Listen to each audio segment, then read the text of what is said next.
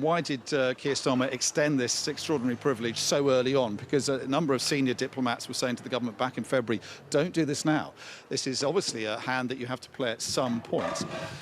You'd be mad not to do so, but why are you doing this now? Surely this is something that Donald Trump could work towards. It could be a kind of incentive that could be dangled in front of his eyes and say, you know, give us preferential treatment. At some point, we'll be able to reward you with this. But Keir Starmer went for doing so now, despite all the enormous disquiet and squeamishness that people within his own government have with Donald Trump about his attitude to women, his friendship with the infamous paedophile Jeffrey Epstein, around whom this scandal has produced a very unsavoury prelude to this state visit, but also over issues like Gaza, Ukraine, the way Donald Trump has ripped up the rules-based world order, or is in the process of doing so. Despite all of that, the government was convinced that it would be mad not to play this state visit hand a second time, but they've got to prove it was worth it now. And I can tell you that they did. There was a live debate within the British government and within the British diplomatic community in Washington about when to play the card. Some thought play it up front, straight up,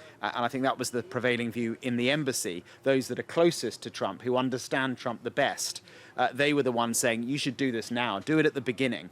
But there were others, as you say, who you've talked to, who were a bit more reserved. Yeah, I think there were veterans who were in that job before, who thought you're being over hasty. It's unseemly and it's over hasty. And obviously, as you're saying, the voices who were calling for doing it early on prevailed. Well, one of them's gone, Peter Mandelson.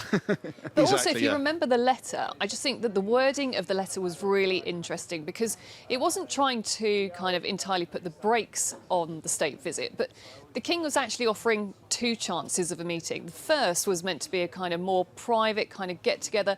Let's meet up in Scotland, talk about what we want to have with the state visit.